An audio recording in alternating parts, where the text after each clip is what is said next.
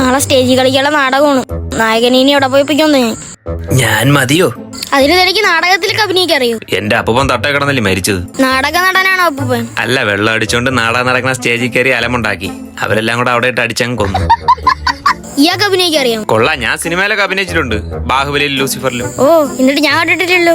ബാഹുബലിയും കാലകേനുള്ള യുദ്ധത്തിലെ ആ 5000 പടന്മാരിൽ ഒരാൾ ഞാനാണ്. ലൂസിഫറിൽ ലാലേട്ടന്റെ ബാക്കിൽ മുണ്ട് ഷർട്ട് ഇട്ട് നിൽക്കുന്നില്ലേ, അതിൽ ഏറ്റവും ബാക്കിക്കുന്ന ഞാനാണ്.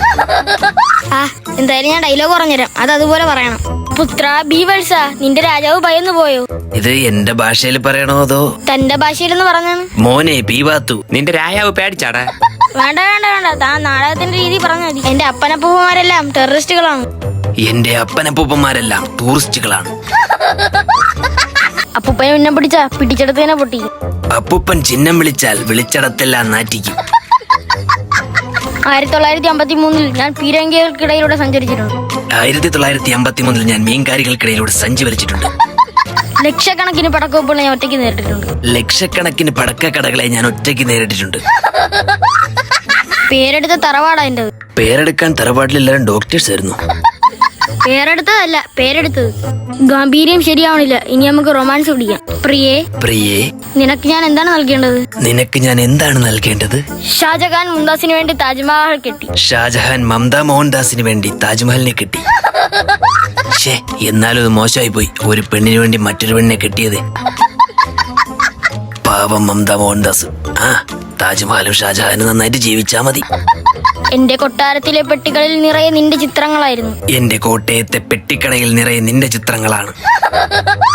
നിന്റെ കൂടെ കപ്പലിൽ കയറി എനിക്ക് വിദൂരതയിലേക്ക് പോകണം. നിന്റെ കൂടെ കപ്പലണ്ടിക്കടയിൽ കയറി വിദുരയിലേക്ക് എനിക്ക് പോണം. വിദുര പോണം നിന്റെ തങ്കച്ചനെ കാണാൻ.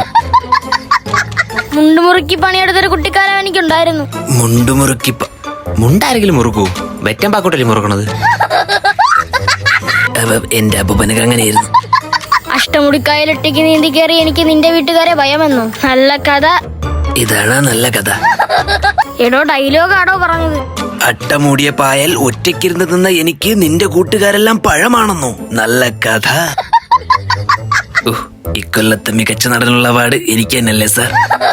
ഇനി ഇവിടെ നിന്ന് നിന്റെ അപ്പൂപ്പനെ പോലെ നിനക്കും മരിക്കാം. പോടാ. അല്ലെങ്കിൽ നിങ്ങൾ എന്നെ അറിയിക്കുന്നില്ല. ഒറ്റയ്ക്ക് വഴിതെറ്റി വന്നവനാ ഞാൻ. ഈ മുഖം നോക്കി വെച്ചോ, നാളെ സിനിമ കാണാം.